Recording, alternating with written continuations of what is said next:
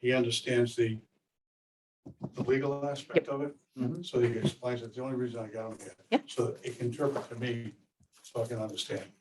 Is that him? Yeah. We almost print these backwards, so they show up right on that. And so That's Oh. funny. Do you need a pen? How do we do that? I. No, you gotta take the image and flip it. It's something you have to do with the computer and reprint. I can't turn this upside down? No. No, because then you can't see it. Morning, Jim. Good morning. Sorry, I was downstairs. Think that was a. Oh, you're fine. You just get going. Just wait a minute for Karen.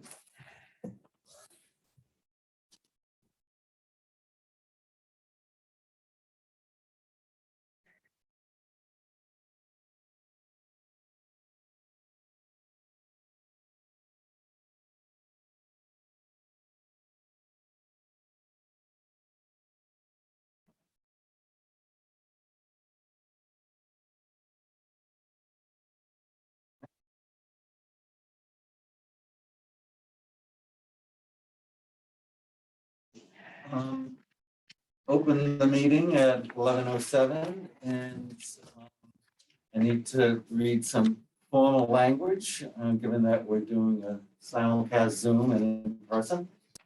And I'm George Schlama, I'm the vice chair, and this is to formally advise that as required by general laws, chapter 30A, subsections 18 to 25, and pursuant to chapter 20 of the Acts of 2021, an act relative to extending certain COVID-19 measures adopted during the state of emergency signed into law on June 16, 2021.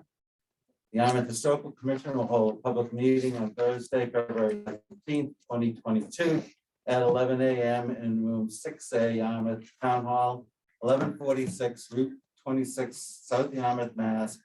02664. The public is more than welcome to attend either in person or via the alternative public access provided below. Thank you very much. So this is a follow-on to our recently completed site visit, excuse me. And I would suggest that, Chris, do you want to take us through your proposed design? Sure. So that was great, the site visit. I thank everybody for coming out. I think it was very productive. The only thing I really know how to do is build new homes. This is all quite new to me, and that's why we asked Attorney Quirk to help us out understanding this.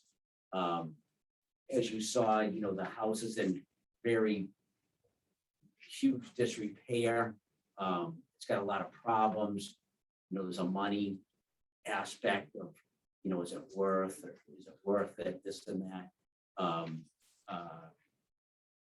I'm not, like I said, I'm a new construction builder. It's not my DNA to try to revive anything in that condition or that age or anything like that. Just not what I do. And that's why it was great that Joe, the homeowner, was able to change his schedule around and fly up here from Florida to be here. It was great that Attorney Quirk could help us out. And if there's any construction question or anything like that, I'd be happy to answer them for you. But basically, that's all I'm able to do. I just don't understand the rest of it. Okay, so I guess, again, what we're looking to do, this is information gathering. One of the things that we do is for structure over 75 years old, we take a look at the historical and background of the home and property and historic significant characteristics. So, and I think what we saw on the site visit was the original house structure is clearly quite old, early to mid 1800s. So one of the things we'd be looking to do is to gather information on what your plans are for that structure. And again, with the idea that, we're particularly attuned to the defining characters and features, which makes it historically significant. So, anybody want to add anything else, Karen? I mean, so the way I understand it is the proposal is a complete raise and replace of the current structure. And so it's 100% demo.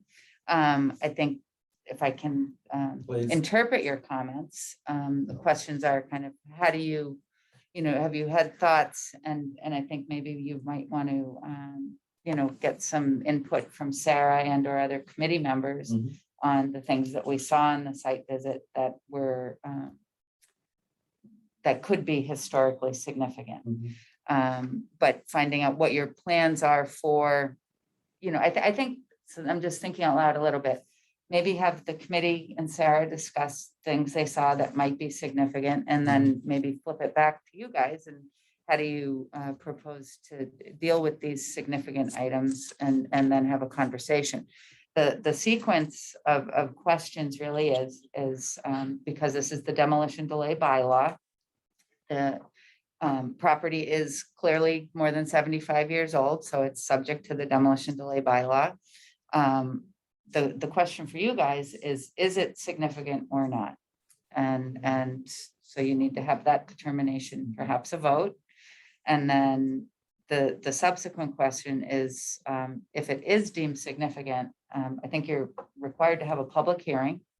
And the public hearing has to be duly noticed according to the bylaw. So that's like a little bit of additional time for the process. And then you make a determination at the public hearing after it's been advertised, whether or not to impose demolition delay, which is your purview. But I think, I don't know, Sarah, if there's anything I've missed from your point of view. No, I think that's fair. I mean, the first step, I think, under the demolition delay bylaw is to evaluate the significance of the building in question and whether you intend to, or whether it's necessary to impose a delay on demolition. Okay. So, Sarah, why don't, if you could go first on your esteemed opinion on the significance of the building.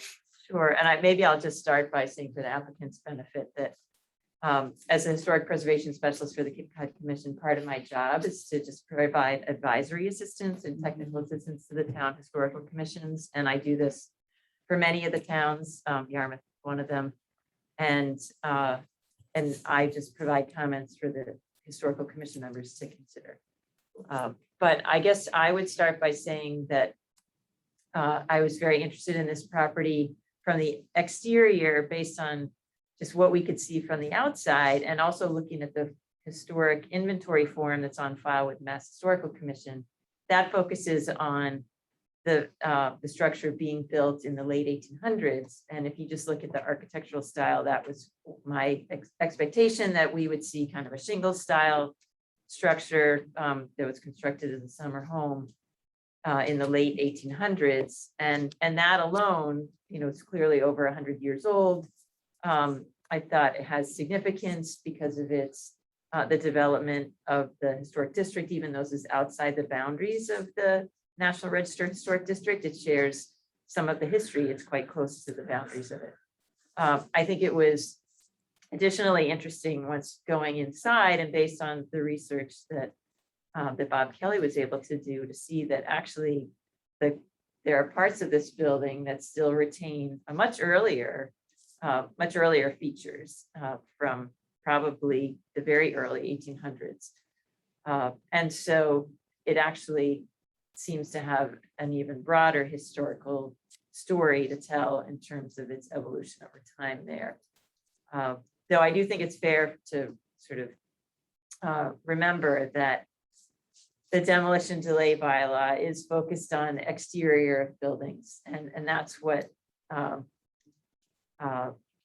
historic boards typically are thinking about. The main interest is if the buildings are historically significant, if they contain a lot of interesting architectural detail that relate to the historic development of the community, then the idea is to do everything possible to prevent them from being lost and demolished. And whether that means finding ways to reuse them or finding other people who might be interested in reusing them, relocating them, salvaging them. There's a whole list of sort of possible things that should be explored if you determine that the building is significant.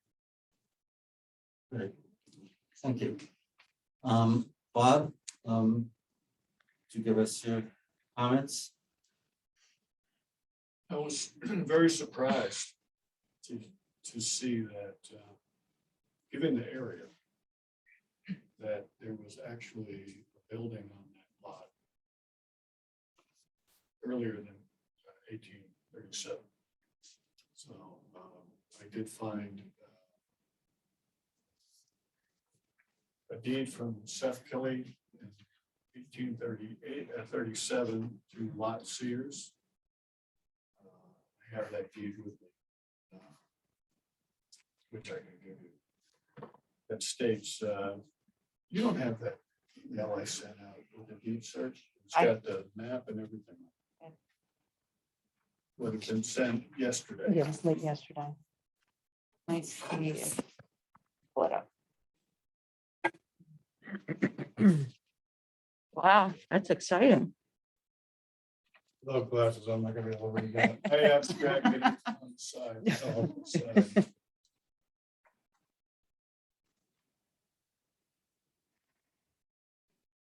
I was surprised to see, I wasn't surprised.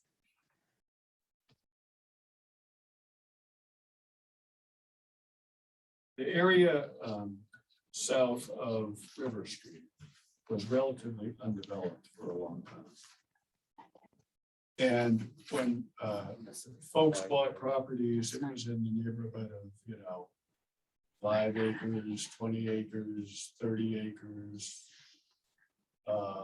And I've got a couple of deeds where Seth Kelly was the grantee of 5 acres with a dwelling house adjoining Bass River that I have not been able to identify. That I didn't start this search until late and haven't been able to delve into it, but I was very surprised that on the 1847 T-chart, that house and the lot by description of the deed shows there. And there's only one other house in 1847 south of River Street. But you sometimes as a genealogist or a historian, you have an aha moment. When I saw the long strip, 455 by 100 with a house on it on Bass River, I said, "Oh my God, look at that! That's what was stated in the deed." The current or the 1918 survey is a much larger piece. So this would have been a strip, right? It would have ended here. And that would have been the original lot Seth Kelly owned over here. Subdivided piece. I have 4 or 5 deeds that really got into the woods that filled this in. And there was actually a piece here that came and went, so forth. And I knew the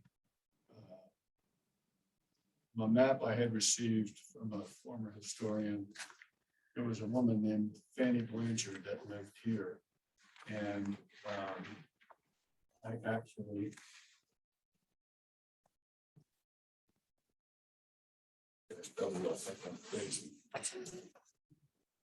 Bob, I have the email. I can share my screen. Yeah, okay. So there's the abstracted deed. Hold on one second. 1837. And if you, it's roughly 99 feet by 420 or 50 feet, depending on which side of the property. By the red X there, which I didn't put there, it's on the map. This is an 1847 T chart. You see to the left of the arrow. No, not that Oh. far. By the X. That strip. Right there. That strip right there is 400 and some feet by 100 with the dwelling house on. And it matches the deed, and the property to the north of it belonged to, Is that better? Yeah, Yeah. that's good.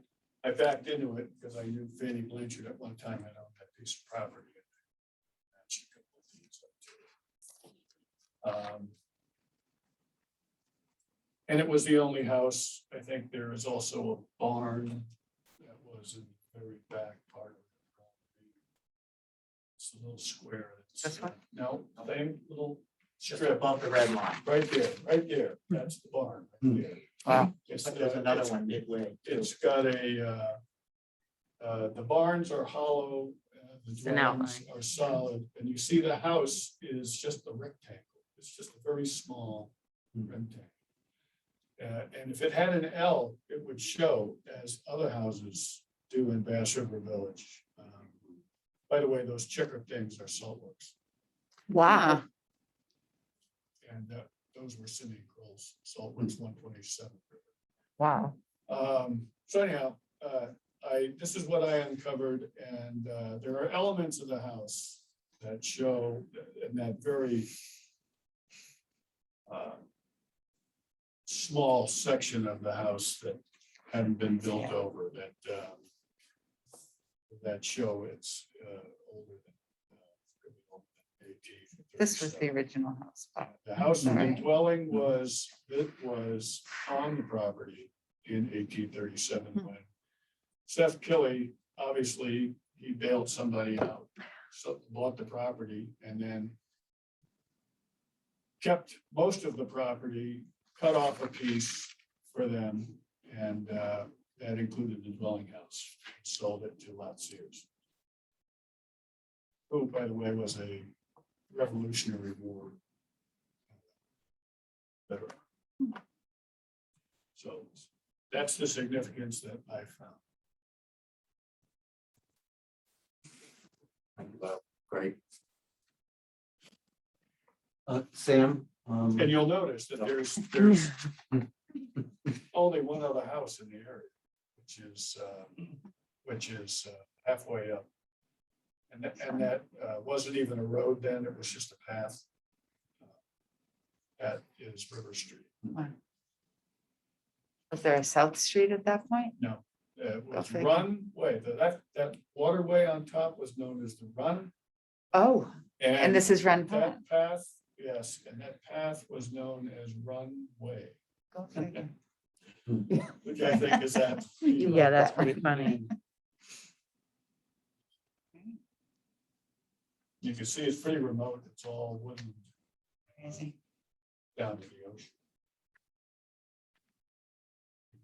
Is there anything more in here, Bob, that you want me to pull up? No, it's just the two deeds from, the three deeds, two deeds from Seth Kelly to Lot Sears, and then a relative of Lot Sears to William L. Henry. And I didn't go further because there's a trust called, it's named on the top. I come down a little.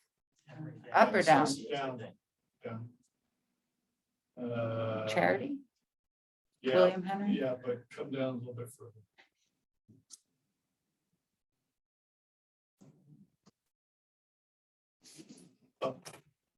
Yeah, the Henry Family Associates. So in 1938, I have the deed here somewhere. I'm printing this The out. widow for you of, I guys. think, William L. or his daughter created to the surviving heirs a trust, and those I named the people that are in the trust and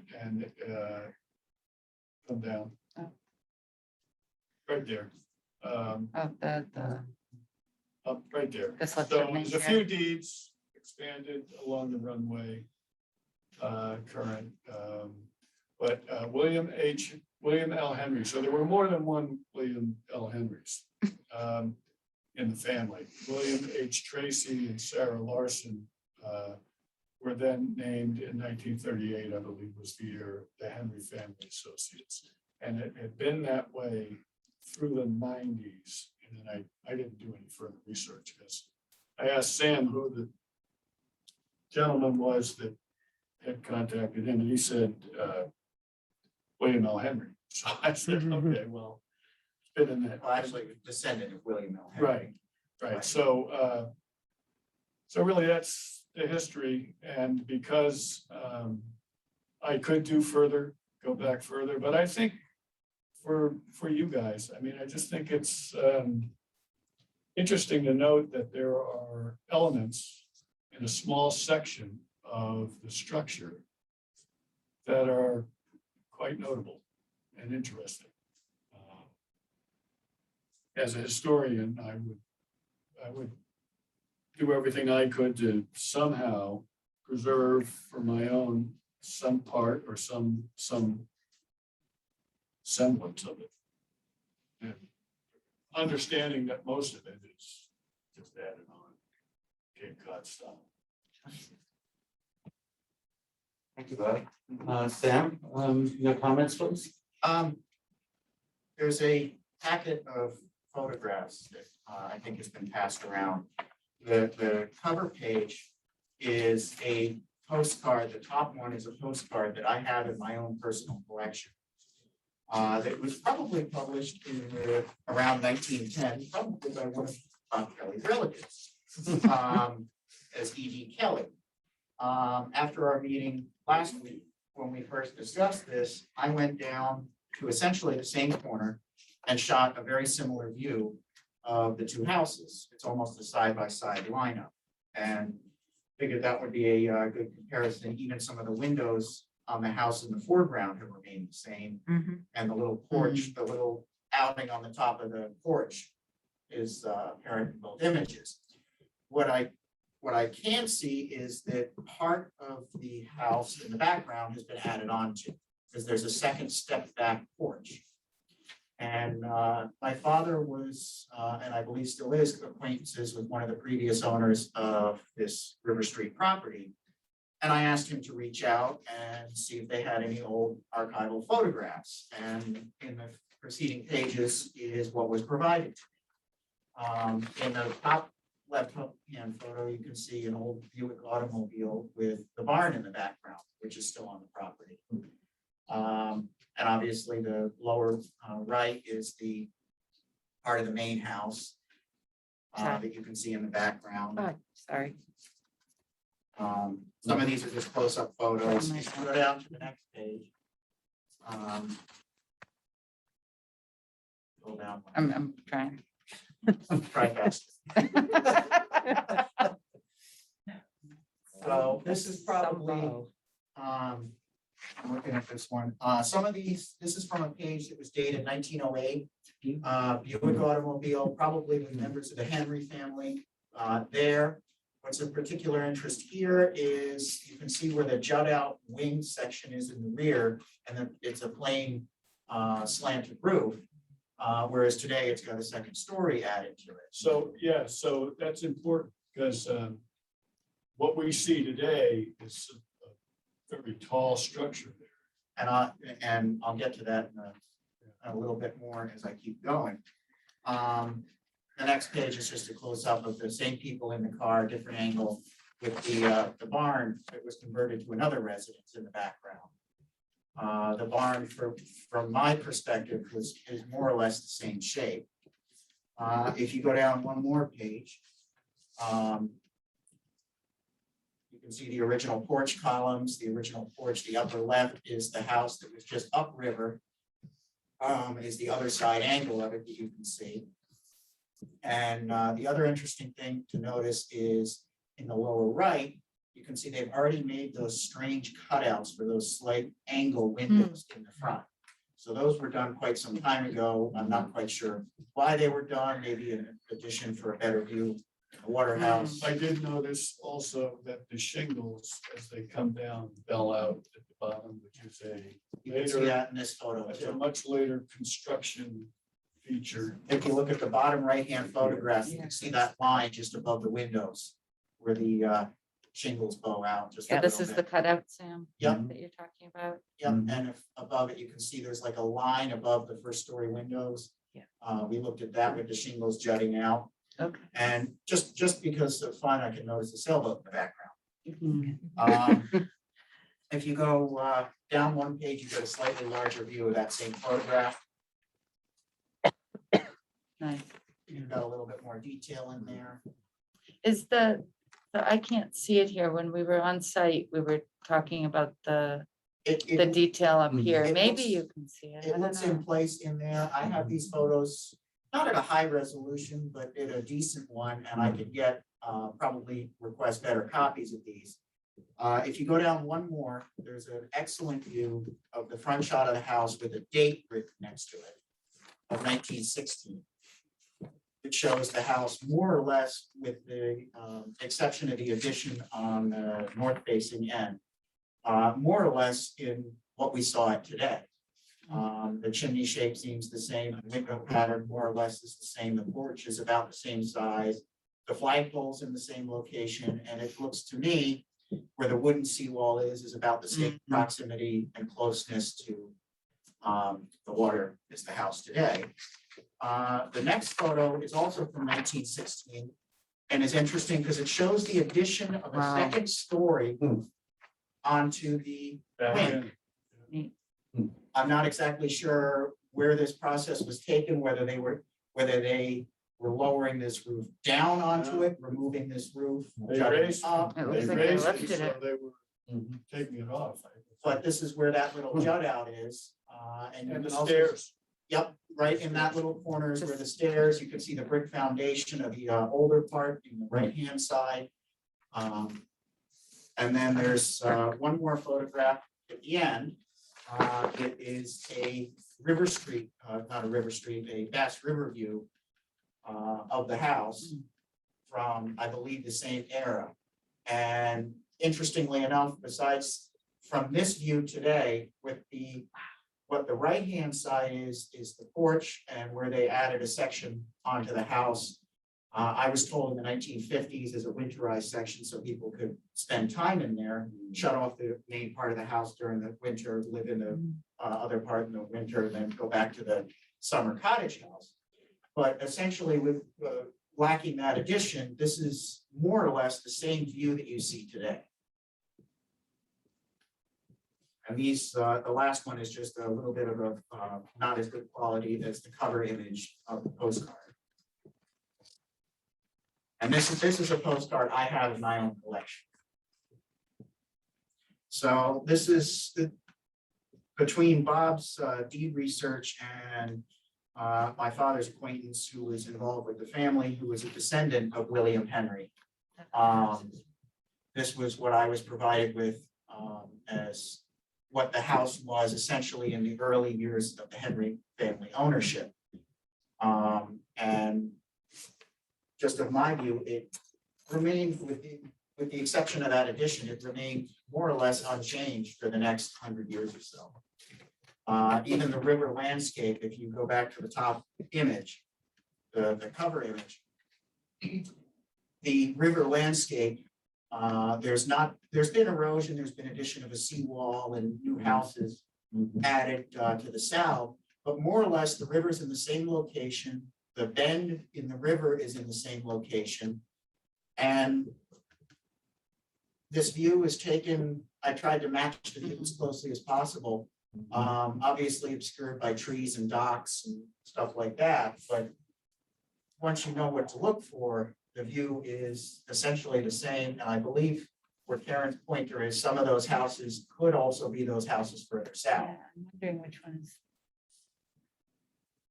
Then again, some of them could have been taken down years Yeah. ago and replaced, but what was apparent to me was the two houses here are more or less in the same place, and The porch is the same, even the windows on the house in the foreground and the porch all appears the same, even the very top window with the strange arch. Mhm.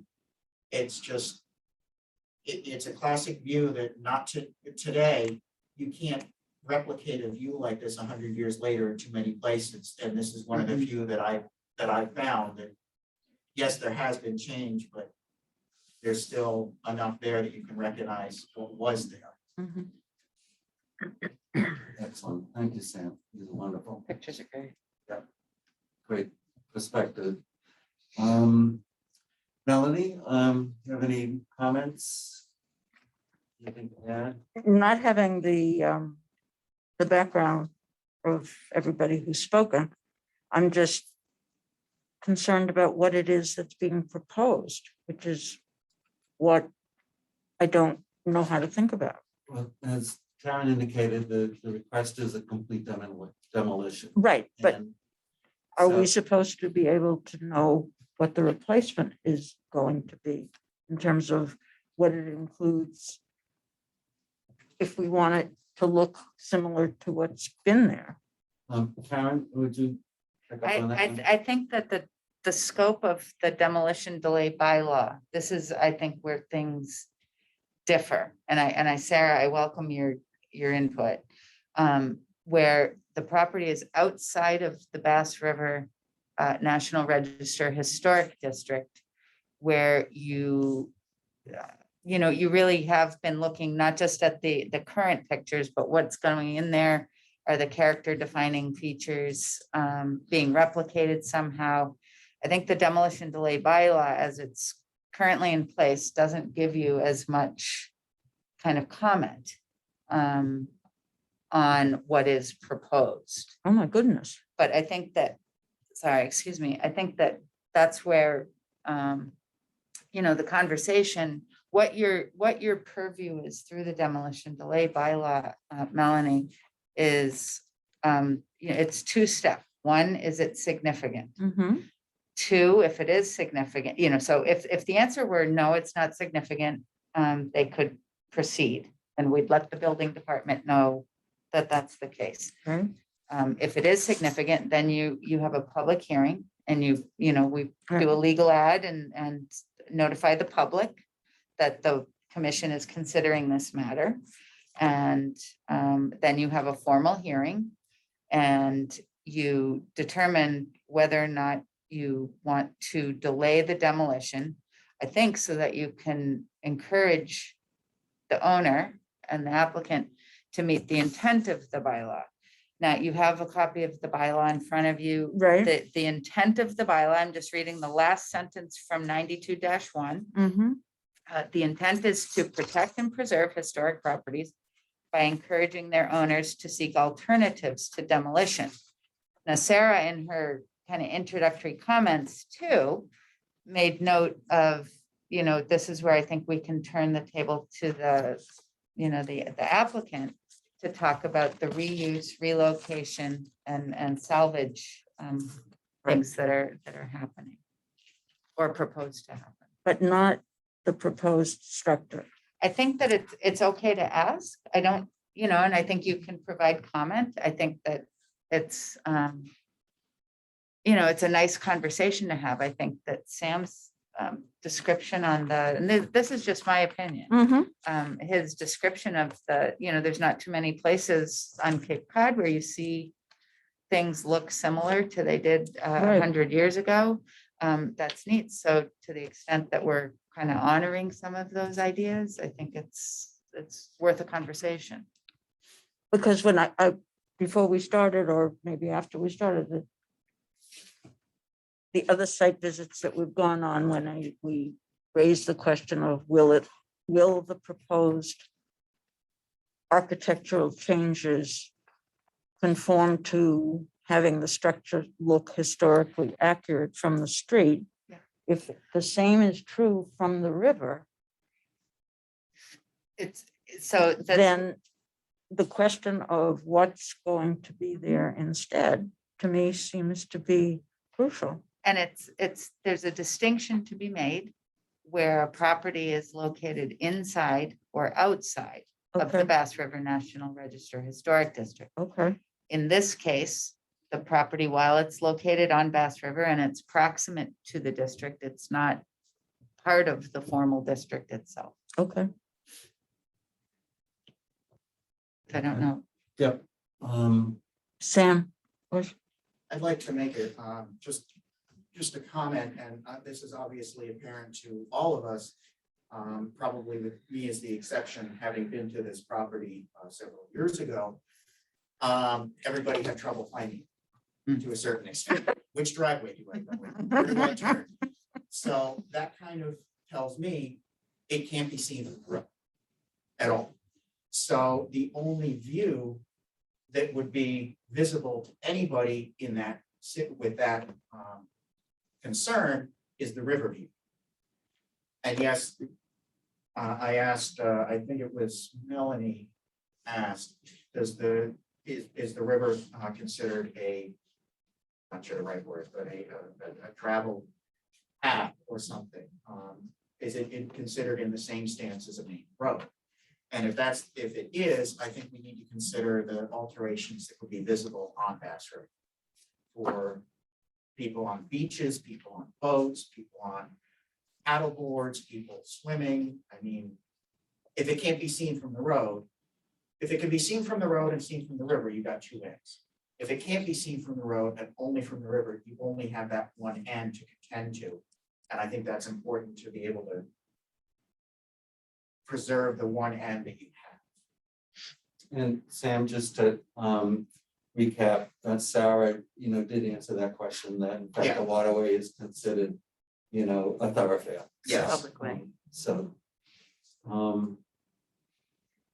I mean, at that, so kind of along those lines, it might be nice to hear from the applicant about what is being proposed. And I can pull up the plans that you've submitted. I just need coaching to tell me which ones you want me to show. I think we have, So, Yeah. so how we got here was, Joe was interested in purchasing this property. And, prior to purchasing the property, we spoke with different departments. And unfortunately, we didn't speak with the historic department, but, Joe's intent right from the start was to tear everything down and build a new home for himself and his family. When I spoke with the building department, they said, well, the one thing they would recommend is moving the house out of the velocity zone and raising the house up above the flood elevation. That's the only thing they suggest, and we thought, that was pretty easy at the time, request. And we all agreed with that. And like I said, that's the only reason we asked Attorney Quirk to come in, because, we purchased the property in the intent to tear the structures down and build this home that so. we designed let me, further back from the water, out of the velocity zone, took the recommendation of the building department and above the flood elevation. So I'm gonna. Because it's a busy little plan, because there's a lot going on, right? Yeah, it's a But this is the existing dwelling, I think, right, Chris? Yes, all this is the existing dwelling that's there. The front of the new house, as you can see, is just ahead of the old house. So we're almost, front of the new house is almost even with the back of this section of the old house. Is that the setback? Is that what they asked you to? So the 50-foot off top of Coastal Bank right here, this line here is what we want to do for conservation. So we kept the proposed patio back from the 50-foot top of Coastal Bank. And then we added the swimming pool, which was the green flags on site today. And then this orange flag that was out here was a corner of the proposed patio, which was all beyond the 50-foot of top of Coastal Bank. that's basically, that's basically the site plan, you know, the driveway and stuff may. Which was also considered was the wind. So there's the indentation there where it says porch. How far does that go in? 6, 8 feet? Yeah, Right it's a- there, it's a goes in porch. because of the winds. All that was taken into consideration. Because of the, I forget which direction he said it was coming from when it was designed, but that was a big issue too. So was I big on the setback? Of course not, because my view is gonna change. Mhm. So the views from the back of the house and setting back that far was the best way to have a house that would last, that would be out of the conditions, be out of the floods, be out of the velocity zone. And I thought what conservation suggested, that he went to talk to them, was a fair way of doing it. Not that I liked it, but, you know, Right. the other one's 20 Yeah. feet off the wall. And just But Joe did, as he said today in the site visit, that he enjoyed that porch and having that Right. porch. Yeah, And it so Yeah. we tried to save that idea. Of was the first porch. question I asked him. I said, can we save that porch? And Wonderful. They said, not 20 Yeah. feet from the wall, you basically, that's what we did there. We created that porch. But is that on the other side of the, am No. I looking This backwards? is, can't. this is That's the, the backside, look at the water. this is the riverfront, Melanie, That's here. what I thought. So These the are- porch is on the other side of the house. No, we No. moved the porch from, the porch as it Right now, the exists. porch is, So it's back Right about there. 75. Yeah, Right. it's Right. here. So we took this porch that's right here. See, it says porch right here. Yeah, see It this says one? porch. We took this porch here and put it right here on the new house. This Yeah, separate it's- porch we put here. And rather than sticking out, it's sticking inside. It's in. gonna be part of the To house. accommodate your wind. Right. What I then thought, okay. Right. Yeah. So there's a wind that comes Yeah. across. We this took place. this That makes sense to be same able to porch, enjoy same it. More protected, size and yes. everything, and we moved it into the new house because Joe said, So, like in the site yeah. visit, he likes that. so Melanie, just to help you look at the plan, so if you're looking at, and you have it in the packet, but you see the hatch mark here? mm-hmm, This is the current, this is the existing house. right. And the hatches note that it's being Mhm. demolished. Mhm. And then this boundary, if you follow my cursor, tell me if I veer off, guys. So there is a back porch, you're right, Yeah. there is a back porch, but this is the new, the proposed new structure. Yeah, the Yes, section you on the were left is right. You were garage. right. Yeah. There's Oh, a- right. there's Oh, a okay, there's a garage and the back of the So house. Okay. the barn is going down too, right? Yes. Yeah. Taking Um, down that whole building? Yeah. Septics are above the ground. We're going to put in the man. modern septics. Oh, Because good, they're an eyesore, Yeah. big hills and all that, we're putting those ground level, putting them on one. side. wonderful. That was the first other guys, we get rid of that hill, I didn't even know it was a septic. To raise I garden. What's the square footage of the proposed house?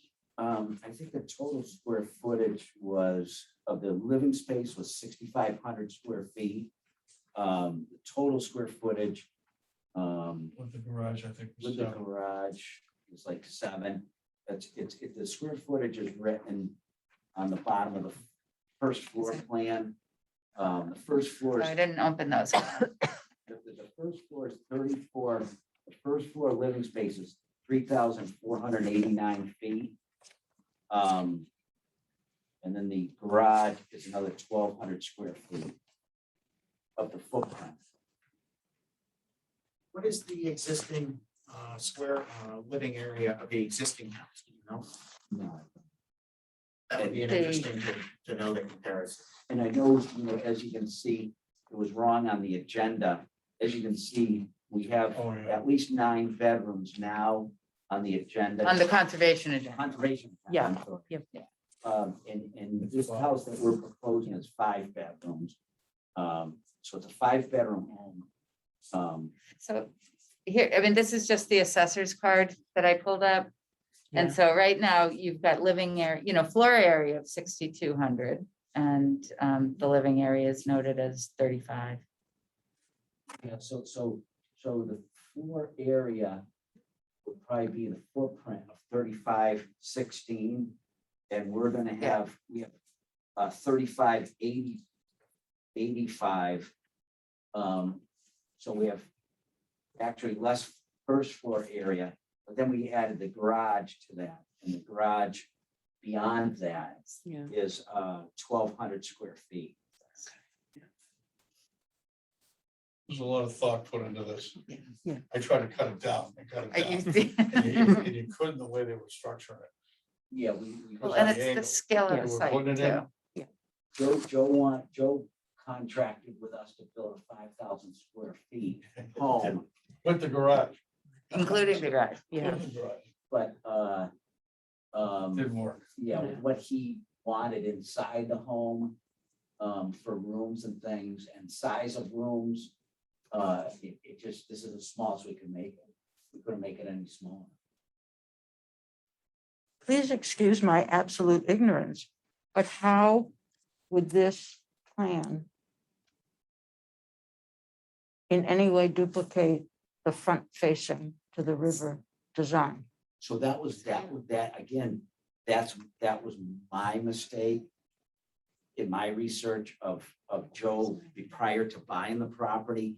My mistake was, I spoke to just the building department right, and they thought everything looked good. And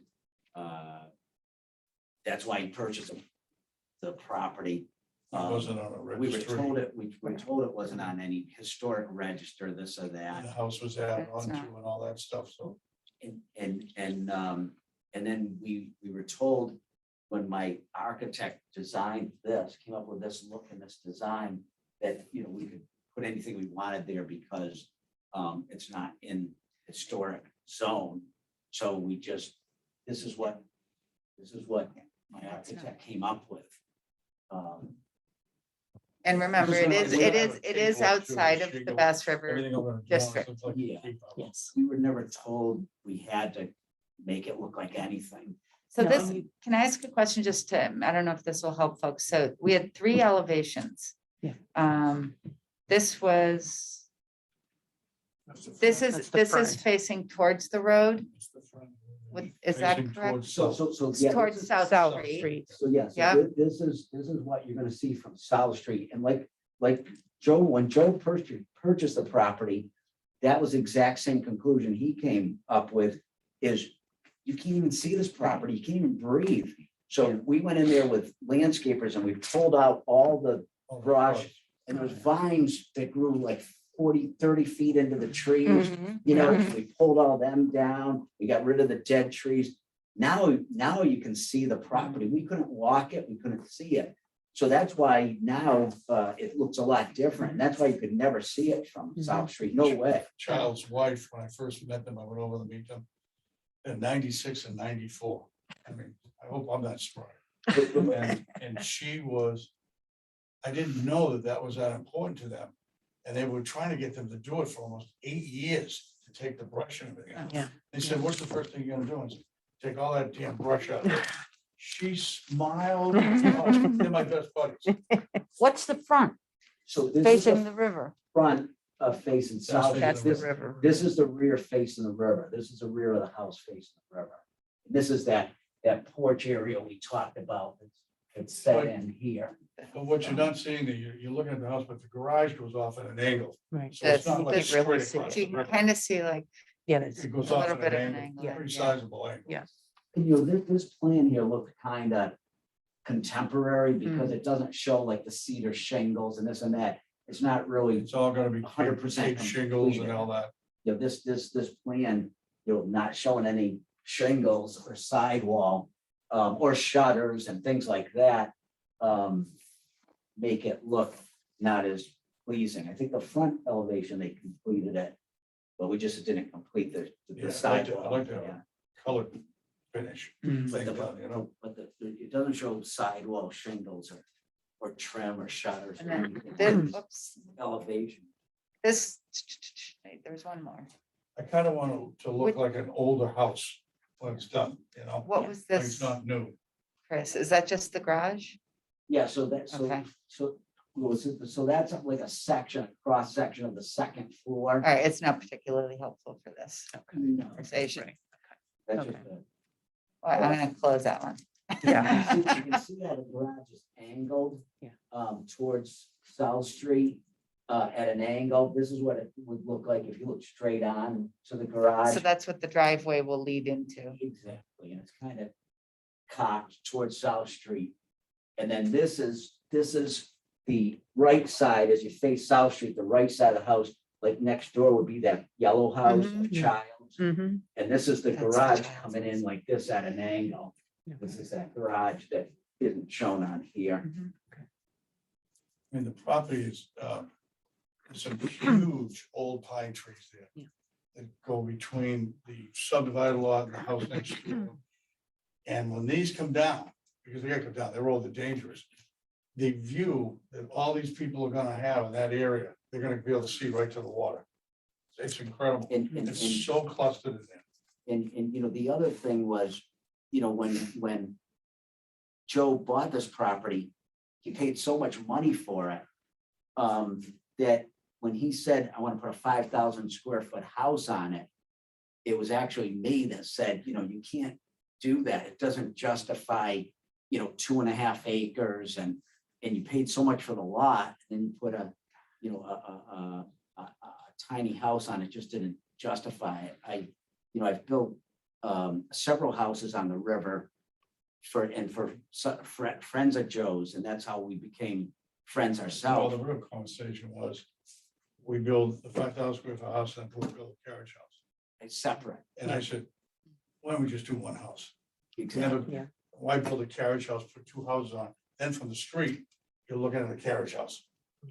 You know, and I didn't like that. I wanted, like the Childs have it, the whole thing's coming up front. All the nice oak trees, I'm not touching them. I love oak trees.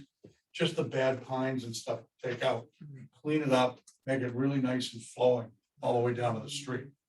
Yeah, we weren't gonna attach that 3-car garage. That was That's gonna an be OCD unattached, garage. but we thought in New England, if he is ever up here in the winter time, that it's better to attach the garage, not make it separate. You mind if I ask, when you bought the property, what did the realtor tell you? We're having this I do. discussion. I was Yeah. in and out of it twice. I went into the property. And then it was getting to be a little bit of a problem with the people, so I pulled out. Then I had a change of heart. I was looking through the Cape, and I have a lot of friends down here. And I went back into it. All the realtor said to me was, the first question I asked, is there any historical houses on here? Are there gonna be any problems? And the problem that we're running into right now, a little bit, is the dock. And there was a dock, if you brought those pictures up, used to be a single pylon dock back there, and it got washed away, and they never replaced it. So there's some new regs on the dock, and that's why I actually pulled out. And then I went back and I said, who gives a damn about the dock with that view? And I'm just being honest with you, that's what I thought. You have a boat? Yeah. I have a boat, for it, but not here, a small one. I'm not a big boat guy. And I really play golf. But that's who. That's right, that's right, yeah. I'm not a big boat guy. So what the realtor said to me, and then I had my realtor who lives on Bass River, or lives across the street.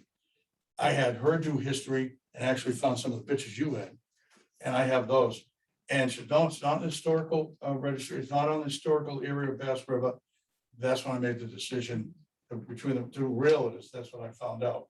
And that's when I made the decision to buy it, stay with it, try to develop. I've been on this for 8 months, 9 months.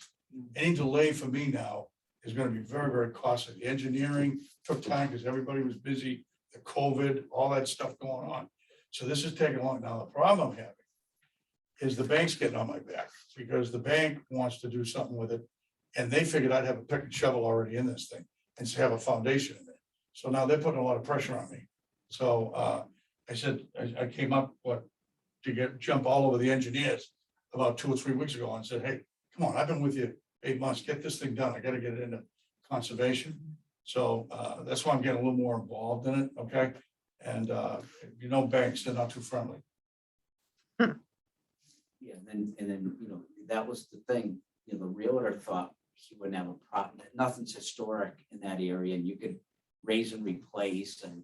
Yeah, they got all the pictures. They brought the pictures to me. They did a research on it, and I was okay with what they said. You know, I kind of said the same thing. Based That was a on- historic house. That would have pulled me for the deal. I wouldn't have done it if there was something that I had to keep there. Because I looked at that house and to fix that house up would be what, about 3 times what a new house would cost, something like that. Even then, you don't know because you got an old structure. You know, we start getting into them, then we find, you know, carpenter ants, we find termites, we find, you know, rot.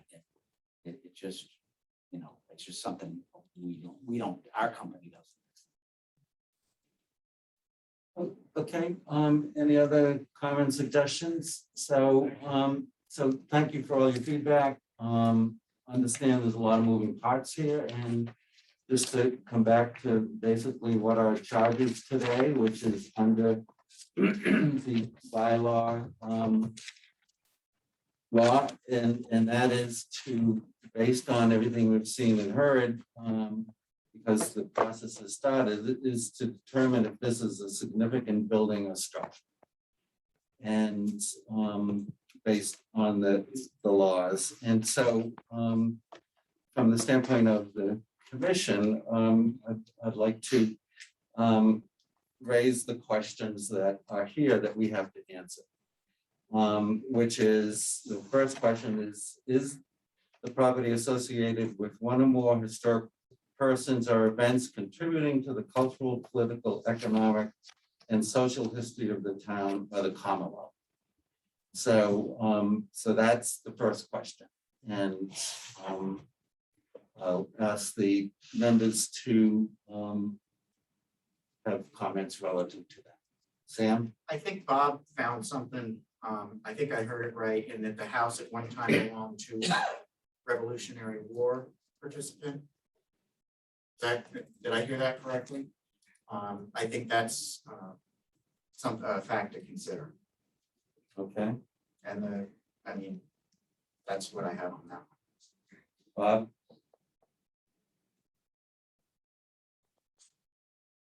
The thing that's significant, that I feel is significant, is the original part of the house. Well, the question is about the people though first, right? So Yeah, that's A. so I think that George is referring back to Yeah, the just- bylaw Right, and the definition. So this is what you're determining, is it significant? And so there's part A, which is kind of more about events and people. Yeah. And then part B is the architectural. So Is it historically architectural important in terms of period, style, method of construction, or association with the famous architect or builder, either by itself or in the context of a group of buildings or structures? So we're looking at the history of the people, political, and then the structure itself. So You want the answer just on the people? now let's. oh, combine- sorry, I because they're all- thought you wanted to just do A. No, I apologize. Sorry. Sorry. The rest of it later. My bad. So Sam?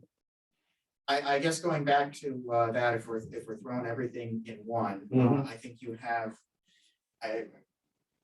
Obviously, there would need to be a little bit more research to find out this person's particular role in the Revolutionary War and whether that is a major contributing factor. But I think the fact that Bob has been able to find that it did belong to one of those at one time, I think that's a fact that needs to be considered. And I think, in my opinion, in structure and all of that, I think personally, it's a contributing building to that area of Bass River, whether it's in the historic district or not, because it's been in the guise that it's in for so long, it's become, for lack of a better word, a certain landmark that has remained somewhat unchanged from the river view, which is, as I said earlier, the only view that you can visually see it from. And I kind of know the answer to everybody here, but I transit the river quite a bit. I'm a boat person, so I'm up and down in various boats all the time. And that's something that I like to see, is being able to preserve that view. And I think as Sarah touched on and Bob touched on, there are some aspects of the house that are older and some that are newer. But just going based on the photographs I was able to find, it's been more or less in the guise that it's in today for over a century. And I think that's something that needs to be seriously considered. Thank you, Sam. Bob?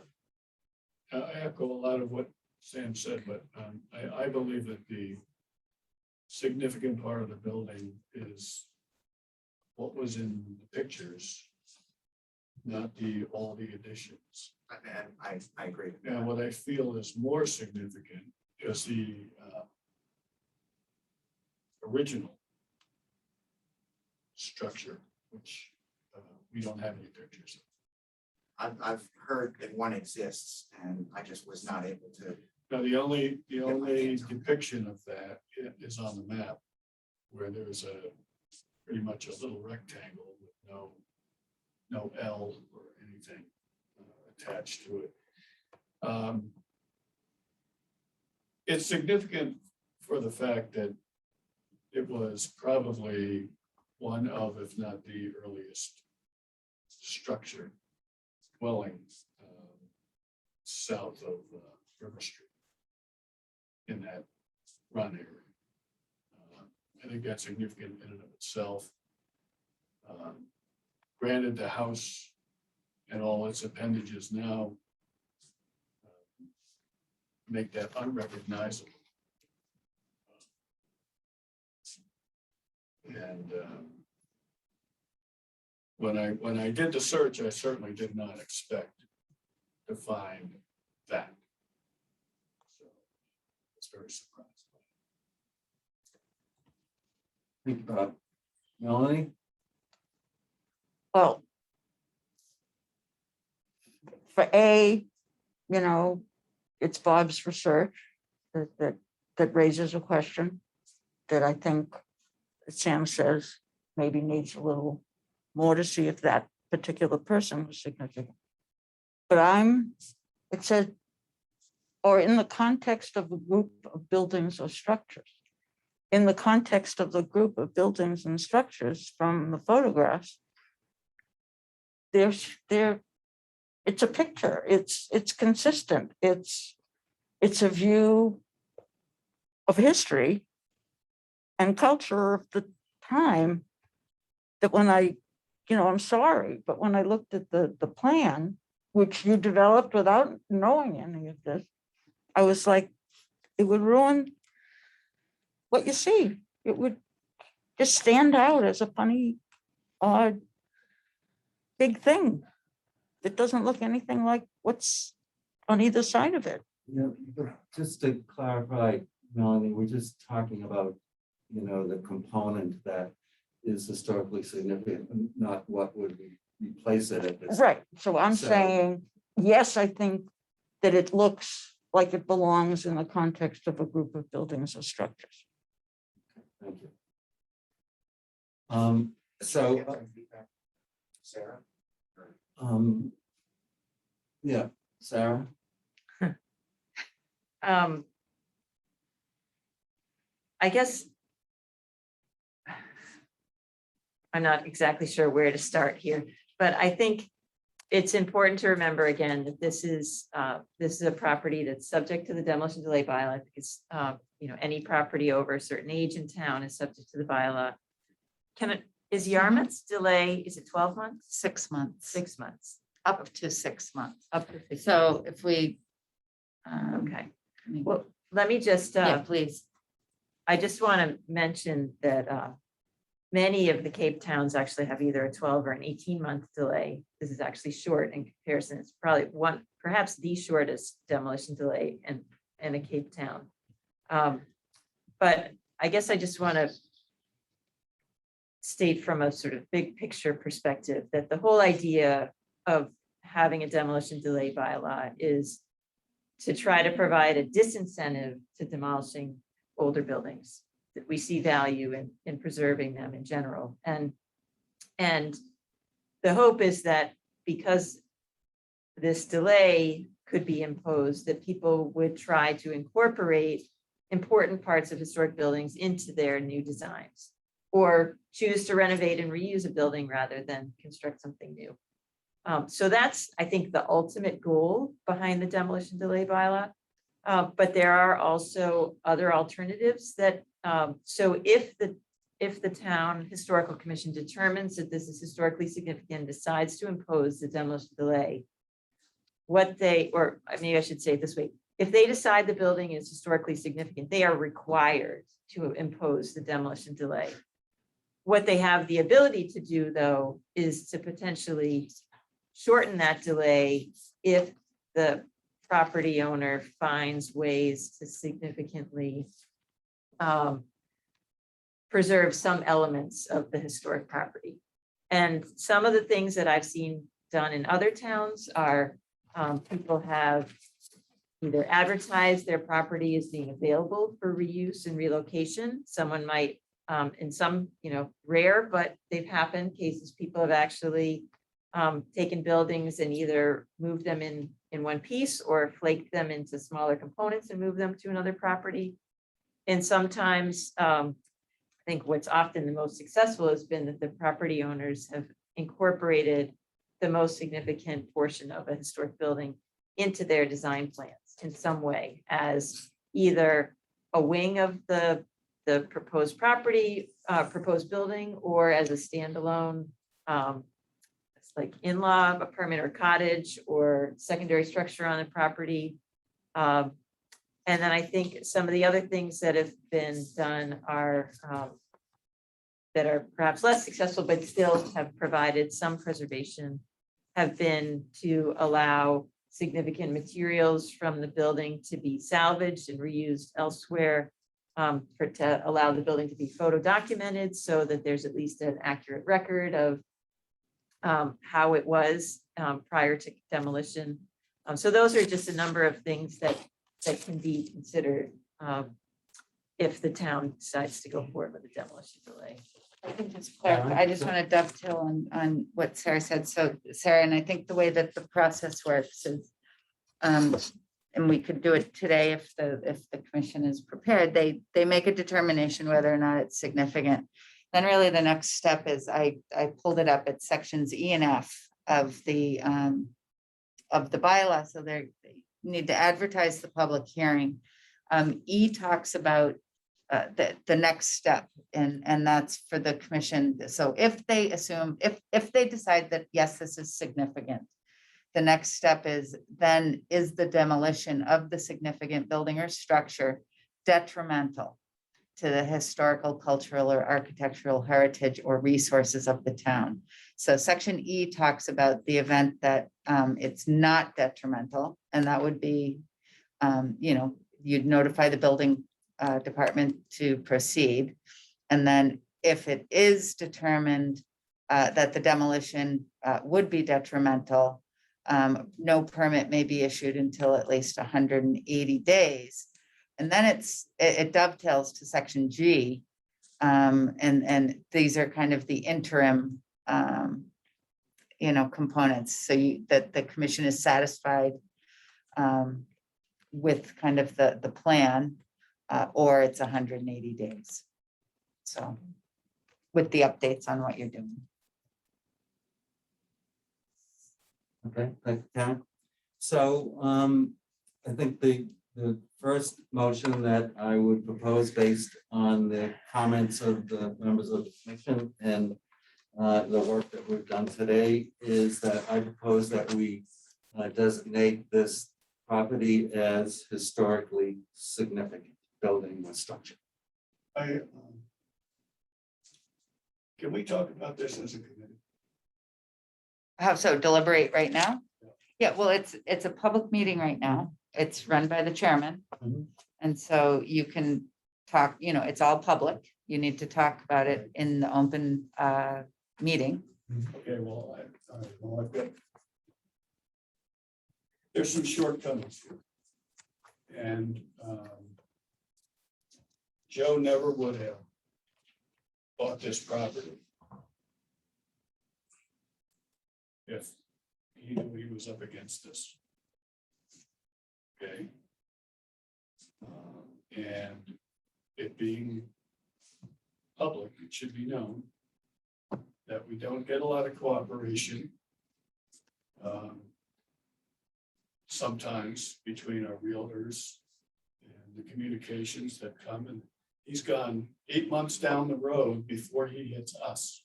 There's something wrong with that process. Okay, that has to be fixed.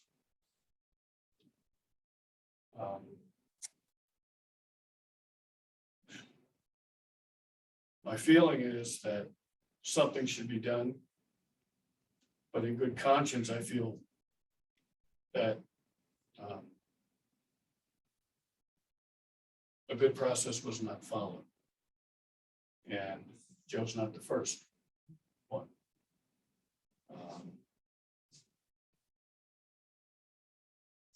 That's what I have to say. And any other comments on the proposal? I don't know. With some of the things that have been said, if there needs to be time for more research to be sure that what we're saying, particularly in light of Bob's concerns that I share, need to make us absolutely sure that we should say it's significant. On the other hand, given some of the suggestions Sarah made, I don't know if there's a way to communicate or incorporate some of the issues without invoking the demolition delay, or if there's a way get mixed up in terms of suggesting something. You need only to invoke, I think that the determination of significance is one thing. Mhm. We have The to determine that today. You don't have to, you guys haven't filed a formal demolition permit, correct? We got all Yeah, I the think we sign did. offs for demolition and we got some of the cut and cap letters. I think this, I Okay. think this was. So- Everything's done. So then that answers Okay. my question. Okay. If you filed the, and I'm sorry, I didn't get a copy of it. If you filed it, then yes, you're obligated to determine whether or not it's significant. Now, that said, because and step back, that's because the bylaw says you have 10 days to do that. Okay, Next then- step is it detrimental? That's a different conversation. Well, then I've got more to say.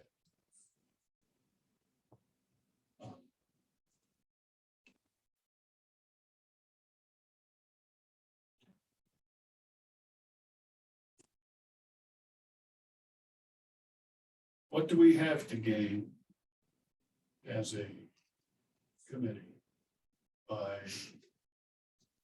issuing a demo delay of 6 months?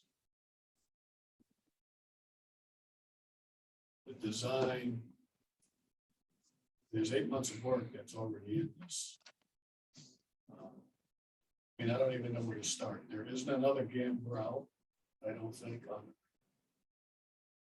So from an architectural standpoint, it's not even close to what existing structure.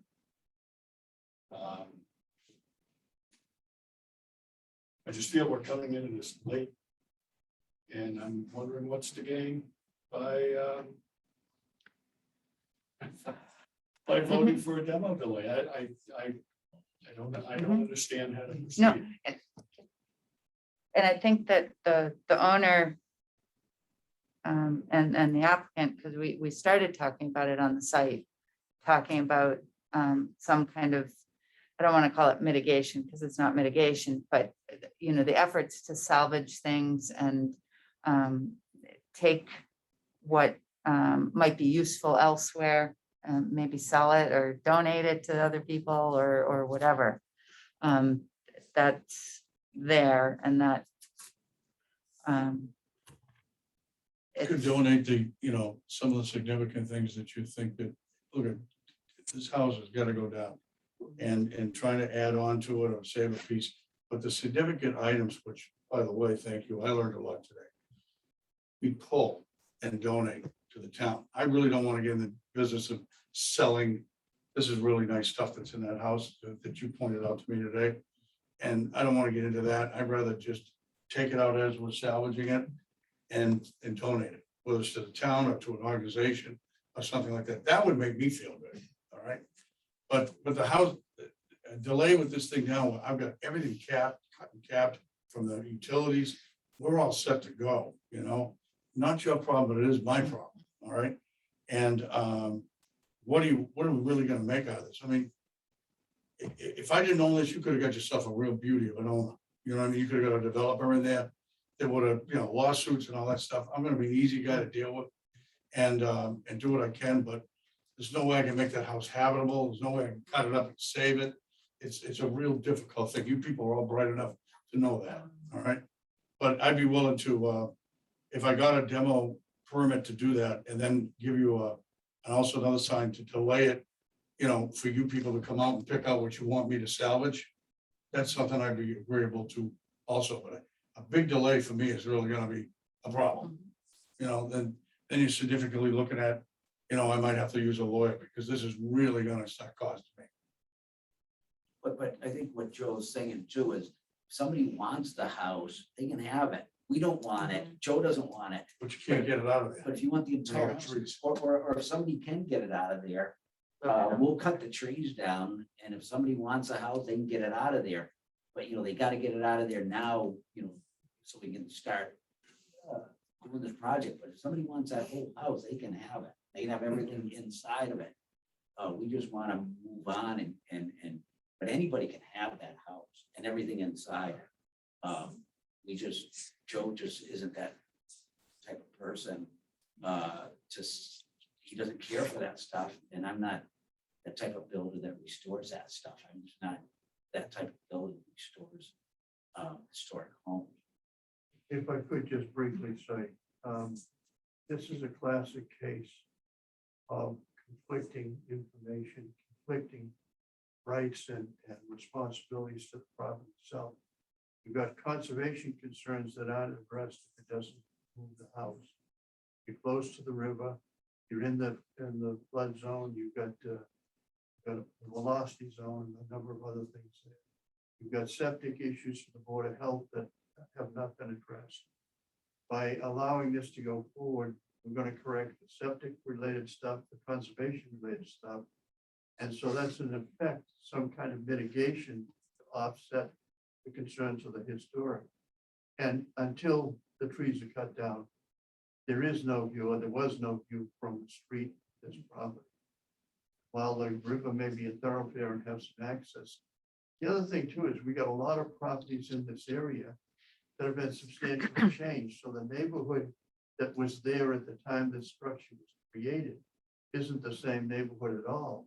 I mean, the fact that, you know, with the salt works and stuff like that, there was a time that those salt works produced $116,000 worth of income for the owners of those properties before they were all became obsolete.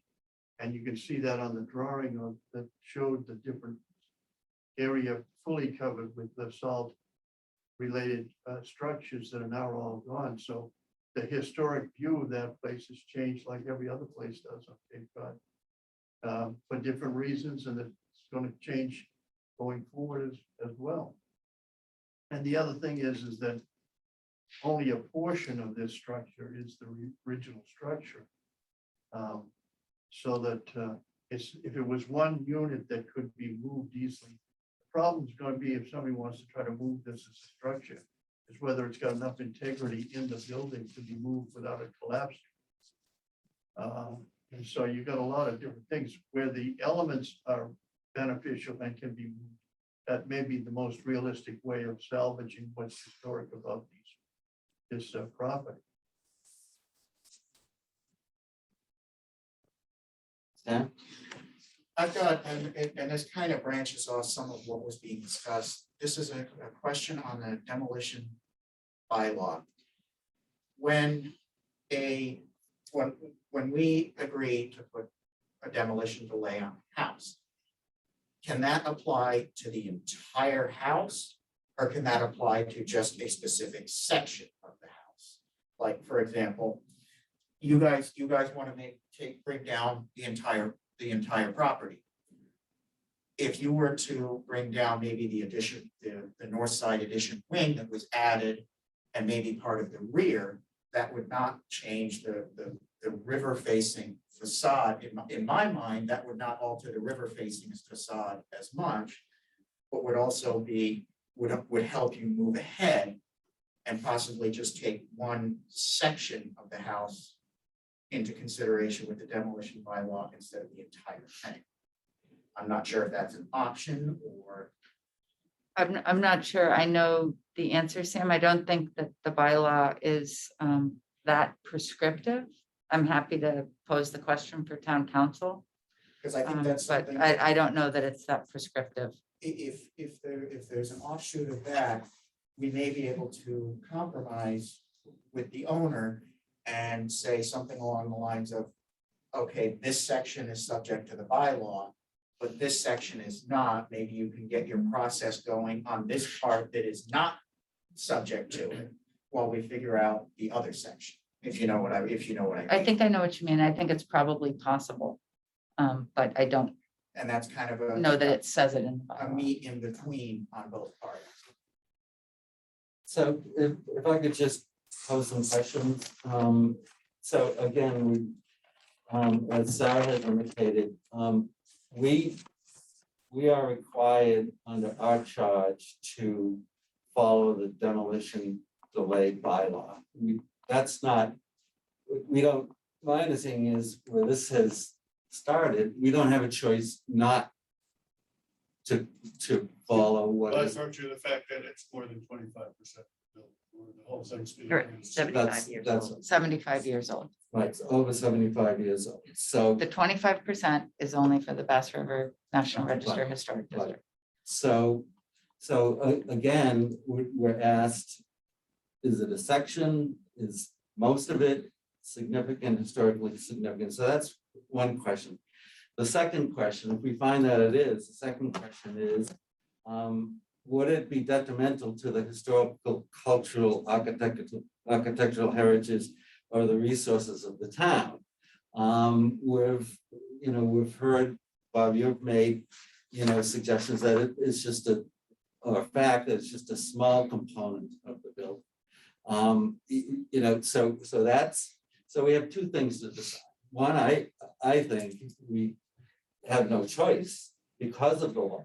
I mean, we're here to adjudicate, if you will, what the bylaw is asking us. And so we make a decision for that, and then we also make a decision, would it be detrimental to the historical, cultural, and architectural heritage of the resources of the town, to do that. So we have two components. So- Karen, I'm sorry, so if you, so process wise, if you determine it's significant, and that's an if you determine that today, then we move to the, is it detrimental? And then is it detrimental question, I'm looking at my calendar. We need to advertise a public hearing within 30 days from today. So that would, I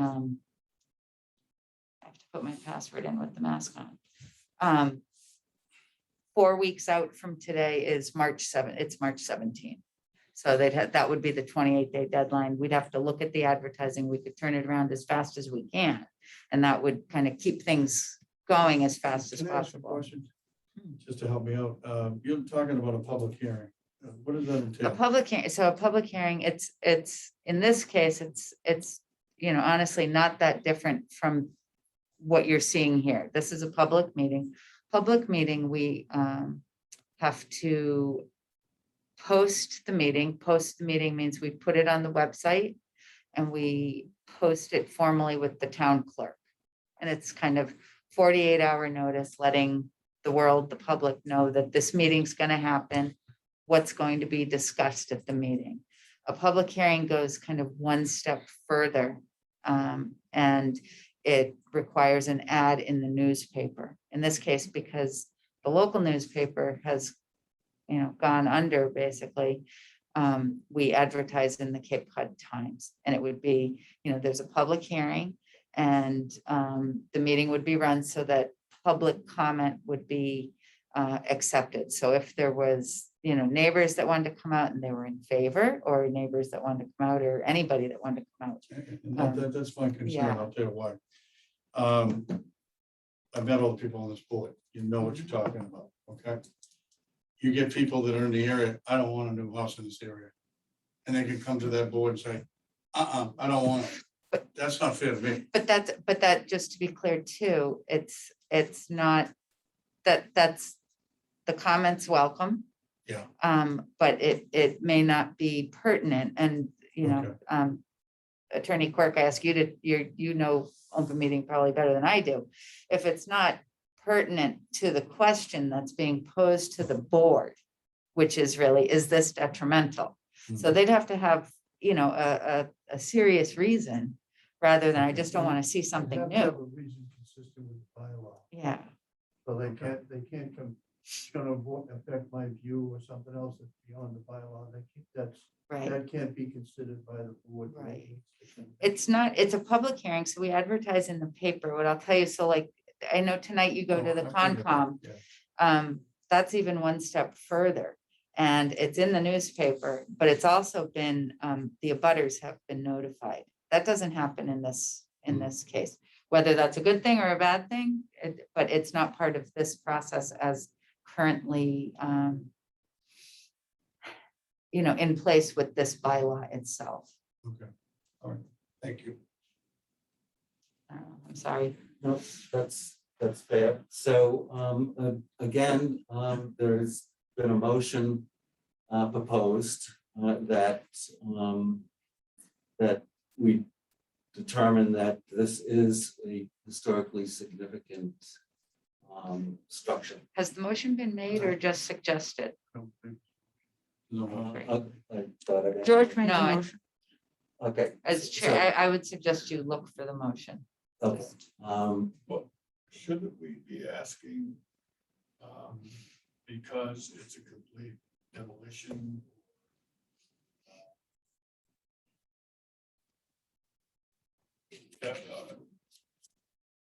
That we're bound to vote to delay? And is I it- don't believe is- so, because I don't believe so. If you look, so I'm just going through the process as described here. So procedure, no permit for the demo should be issued if the law is applicable. Law is applicable.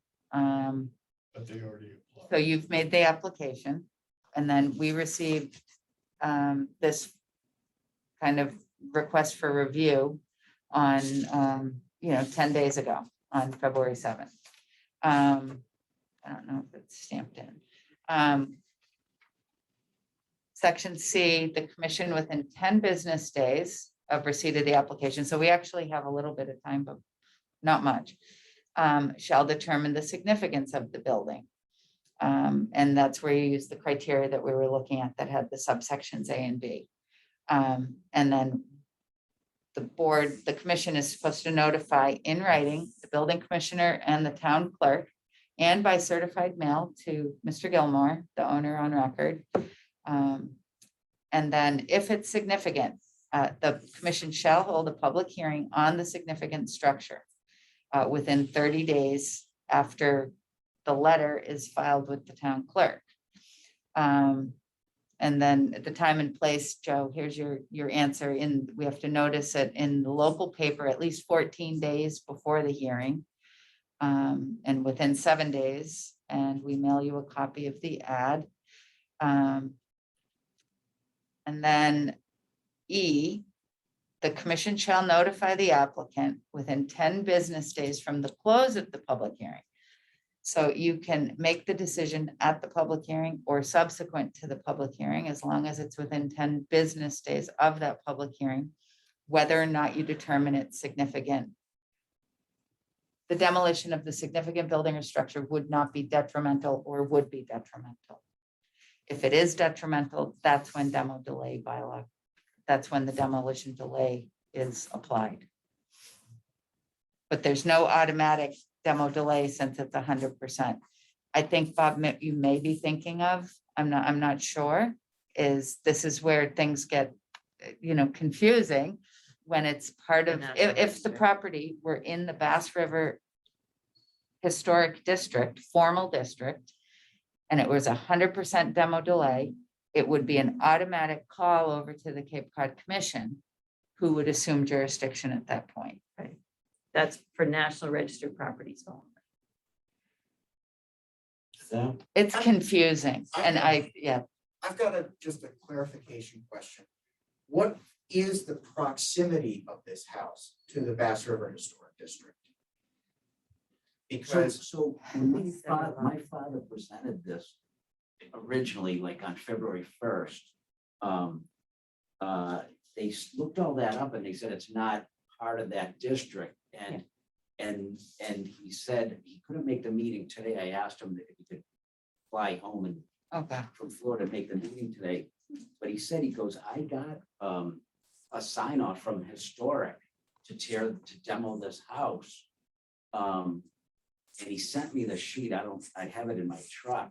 I have a copy of it too. Yeah, no, he had asked me if it was in the historic district and I said no, and that's what I had signed on it, saying that Mhm. wasn't in the historic Right. district, which it's not. And If it's you look not. at the orange spot there is the historic this is, district. this and is you a can see map it's of the not. Bass River. Yeah. Oh, this is not touch So he was screen, just under the impression that we already got permission to tear the house down. no, so the reason I was asking is and obviously to a certain extent there is, whether there's a definitive line and whether there's any subject to, say, a house immediately adjacent to a historic property.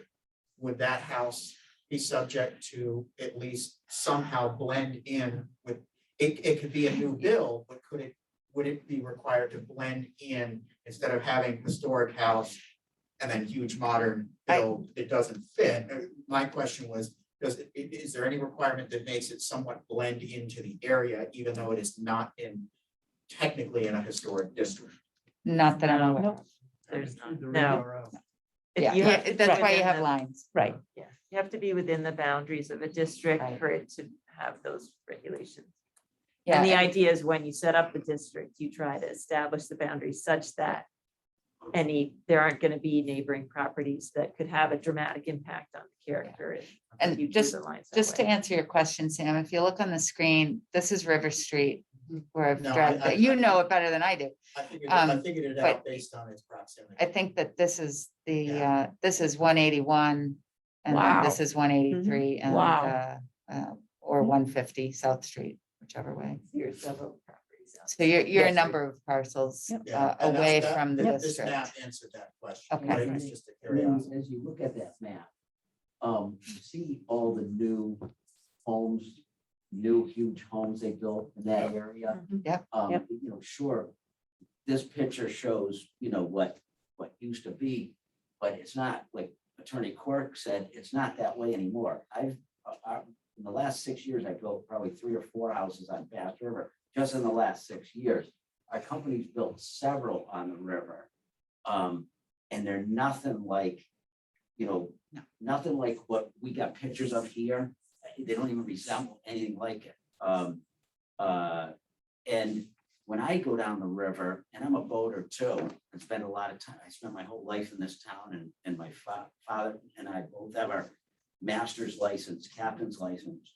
And when I go up and down that river, I don't see Joe's house, I don't see the one next door.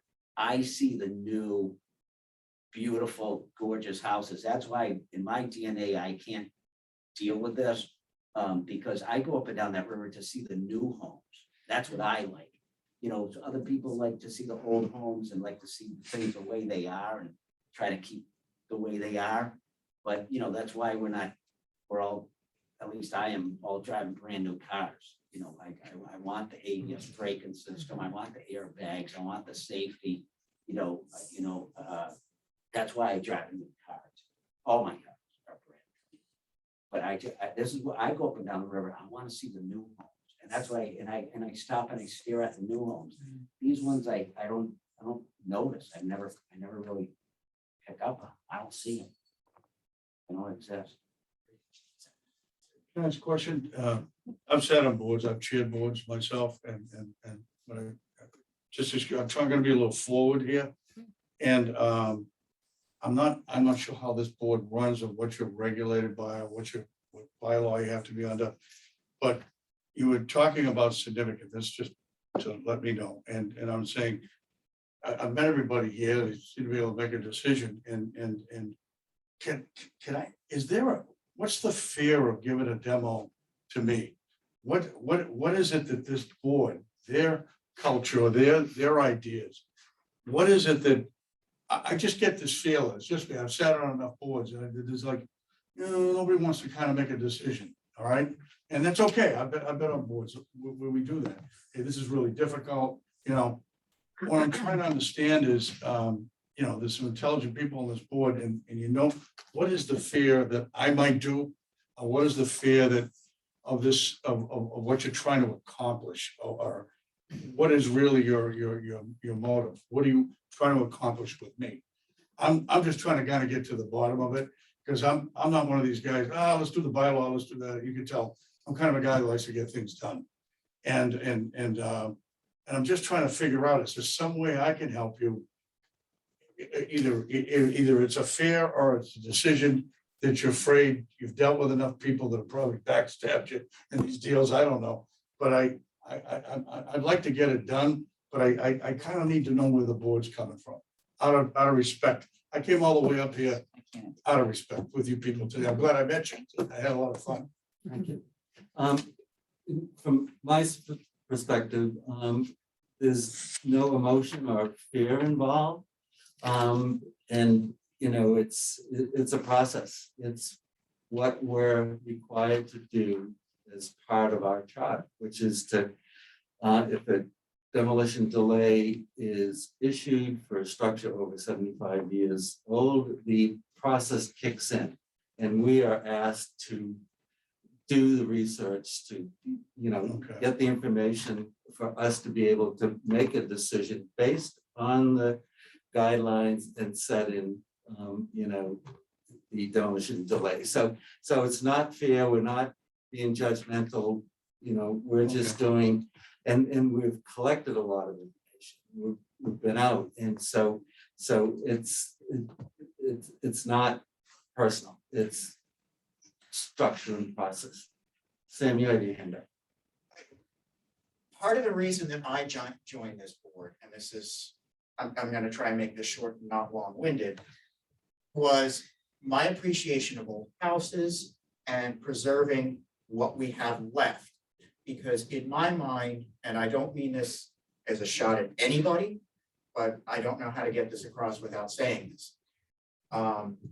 We can always build a new house. You can't always build an old house.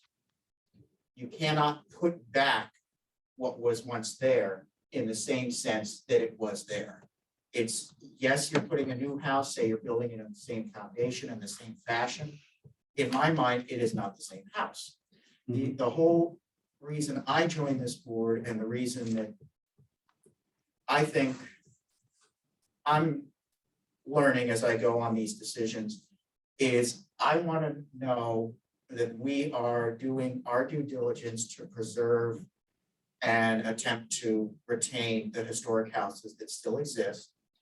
And if one needs to be taken down for whatever reason, I want to know that we have granted it for the justified reasons. We have gone through the background, made sure it is not a contributing structure. It was not owned by somebody famous. There's other houses that have the same construction techniques. It was not a good example, whatever. I want to make sure that what we can preserve of what still stands today, we can preserve for future generations so they don't go around and not have what we have. And I can understand the passion, but I can also understand the different structures you'd be looking at, but we're looking at a structure that is in the wrong part of the, against the seawall. It's old, it's decrepit, this is where I try to meet with you people who are doing it, what I, and to fix this house up so that it can stay at a standard that you admire, can't be done to this house. And those are issues that I don't, that's what I'm struggling with, because the house is it's just in very poor shape. Electrically, everything I can talk about and my builder can talk about, we looked at this. It can't be salvaged through us. And I don't know anybody that would, you know, and that's where the rubber meets the road, and I try to understand what's the tough decision here if the house has to come down. The other situation would be, is this guy okay? Can we deal with him? Can we take some of the significant stuff? Would he be willing to take it out? That's kind of where I'm coming from. I hear the historic. On some houses, I can see how they could, you could build it out from the walls in, but this one you can't. You've seen it, you've looked at it, it's all hodgepodge, there's additions and stuff like that. That to me is significant. That's my struggle. And points well taken, Joe, but again, the bylaws I state understand. any Yeah. building over 75 years old. And that's just black and white. But I That's how I appreciate see, your I see the comments. board working. I understand that. Yeah, absolutely. Yeah. Your hands are kind of tied that way. Sam? So understanding, respecting your comments, okay? I get where you're coming from. I get the fact that you were not aware that this house had any restrictions on it. I get that. I think there was something lost along the line in that respect. But we still have to deal with it. And I think my personal view is these two photographs tell me that this house, at least for the past 100 years, has been a contributing structure and is significant in its location, whether it's in a historic district or not. And that is my view, and it's just looking at these photographs. Yes, the house has been added on to. Yes, certain aspects have changed. Yes, people, ownerships change, times change. But at the same time, some things don't. Some things are left the way they are for a reason. And to me, a view like this, I would like to, when I'm old and frail and not even able to walk in any of these houses anymore, I'd like to be able to show a postcard like this to a family member of mine, and then be able to take them to the location and say, this is where this was, and it's still here. Well, will the town be willing to buy it back from me? What else can I say? That's And the, our charge is basically to preserve. Yeah. And, understand. and not change the character defining features. So in your case, the house that is being proposed to be built has no semblance or even architecture of the old house. Mhm. And that from our charge, from a preservation standpoint, it's the worst thing that could happen. On the other hand, and we're not, I'm not afraid or anything like that. I'm saying that it's not fair to you that you've gone 8 months down the road, bought the place, had architectural drawings made, gone and done all these things, and now you're finding out that there's a group in the town enforcing bylaws that that are historic in nature. You know, on the new structure, shingles make a big difference. There's a lot of things that we could talk about. You could help me and I could help you, Mhm. okay? my In the opinion house of, now, you already said you can have, anybody can have the house now if they want to preserve it. If somebody Yeah. else wants to preserve it, they can have the whole house, and we'll clear the trees out to get it out of.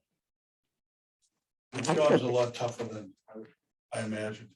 I'm just gonna make one comment on your proposed house. I understand where you're coming from. I like the idea of shingles.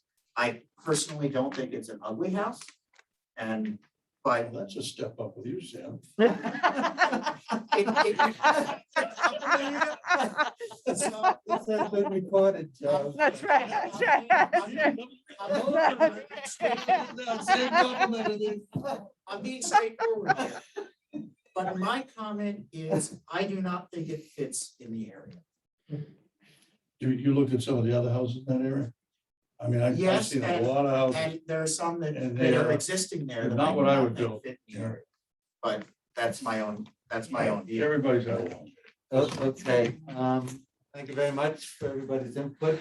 Sam, would you do the proposal on the significance of the building and structure?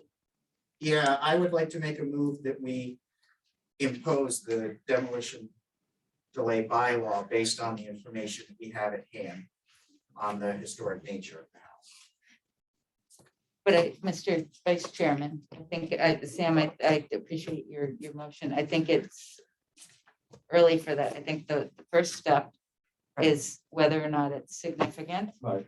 And then we have to have a public hearing and then you determine whether it's detrimental or not. And it's at that point that the commission makes a decision. Right. You can't decide right now that it's demo delay time. Okay, then I misunderstood the So process. scratch that, Sam, I would like to impose that we have a not impose, propose. propose, I'm not tired, that we have a public hearing on this matter. So, So the motion, That is a significant. thank you. thank you. So there's a proposal on the table that the structure is architecturally and historically significant. Do we have a second?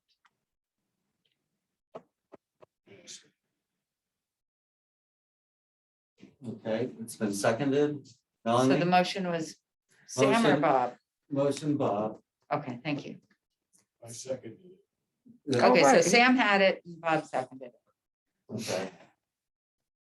All those in favor, Melanie, I, Bob, Aye.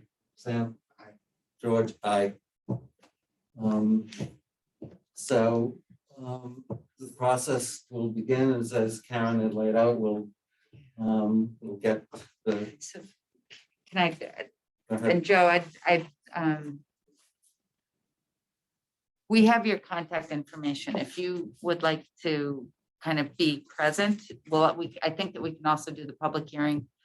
This is a hybrid meeting, so I Yeah. kept checking today to see if anybody else from the committee What's was the date? around. What's the date? So we have to back into the advertising dates.